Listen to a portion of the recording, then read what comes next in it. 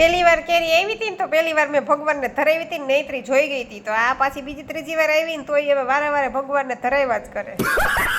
ભલે ને ધરાવે કાંઈ, તો ભગવાનનું નામ છે, ખાવી તો આપણે છે ને નાનું નામ જ છોકરું કહેવાય. પછી તો ગેસ ચાલુ કરીને રાઈ ને જીરું ઉડાડી દીધા તેલમાં અને વઘારી નાખ્યા રોટલીના બટકા.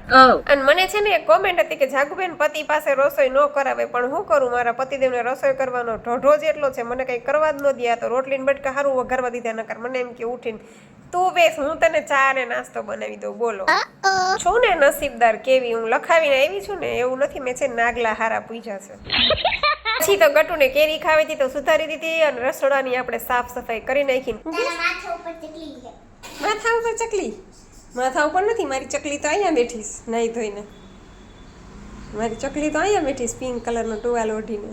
પછી તો ગટુને ધમારી નાખી, હેર વોશ કરી દીધા અને જો હેરસ્ટાઈલ બનાવી દીધી. પછી તો કે મને ફૂલ નાખવું છે, ફૂલ નાખીને તો એના પપ્પા ભેગી લટક મટક કરતી હેલી ગામમાં. પછી તો આવતા આવતા મારી હાટું ડોલરનું ફૂલ લઈ આવીને કે લાય મમ્મી હું તને નાખી દઉં. પછી મેં તો જો ઘરની સાફ સફાઈ કરવાની હતી, કચરા ને પોતા ને એ બધું કરી નાખ્યું. પછી તો લાગી ગઈ ભાઈ ભૂખ. હા તે ભૂખ તો લાગે ને, કે ભૂખ કોઈની હગી થાય, એટલે હું માણસ છું, કામ કર્યું એટલું તો ભૂખ ન લાગે. પછી તો આપણે બ્રેડ બટર ને બધું થાળી ભરીને બેસી ગયા. અને પછી યાદ આવ્યું કે હાલો હાલો પતિદેવ કાલે ઓલું પીળા કલરનું તરબૂચ લઈ આવ્યા હતા ને, એનો તો ટેસ્ટ કરીએ કેવો ટેસ્ટ છે. એટલે ડીશ ભરીને તરબૂચ સુધાર્યું. પછી પેલા પતિદેવને જ ચાખવા આપ્યું, એને તો બહુ ભાવ્યું, મને બહુ ભાવ્યું, જો કે મને તો ભાવે. પછી તો અરીસો આપણે આ ગમે એવો લુયો હોય ને, આ બાપ દીકરી ભાઈ ભરી જ મૂકે અરીસો. એમાં એનો વાક નથી, આપણે વોશ બેસિનમાં હાથ મોઢું ધોઈએ એટલે છાંટો તો ઉડવાના જ છે.